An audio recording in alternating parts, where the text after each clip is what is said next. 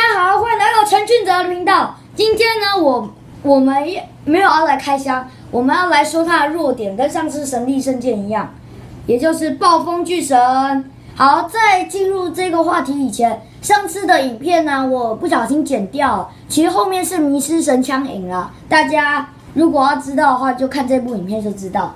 好，那另外一个消息是，如果有在玩神奇宝贝的机台的话，这一张呢，就是最新的，今天才出的最新裂空座，超级裂空座。其实我有在玩啦，但是我都没有拍。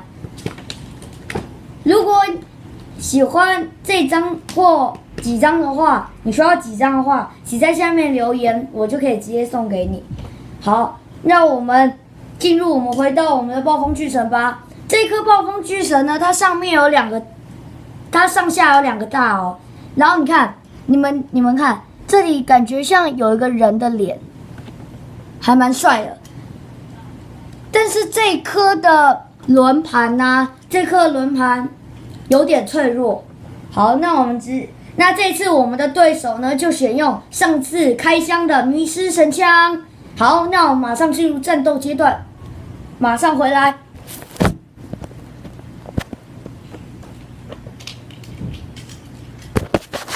好，我们回来了，我们要继续来执行我们的战斗阶段。好，迷失神枪，暴风巨神。好，那就由暴风巨神先攻吧。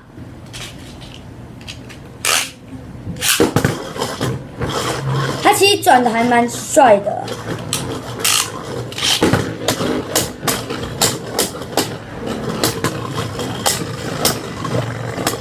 哦，谁会赢？谁会赢？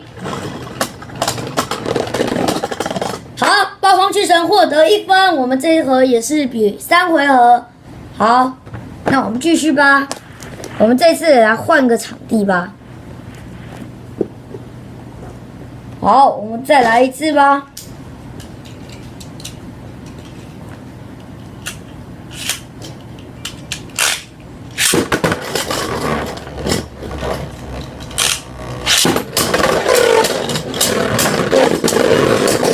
哇，粉碎哎！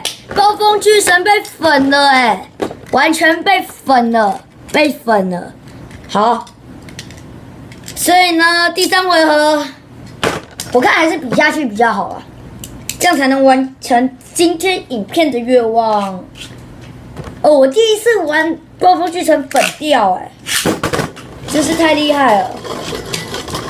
因为迷失神枪破金属轮盘很强。手影，迷失神枪获胜。哦，迷失神枪果然是强啊！好，那我们今天的影片就到此结束。如果喜欢的话，记得按赞跟订阅哦。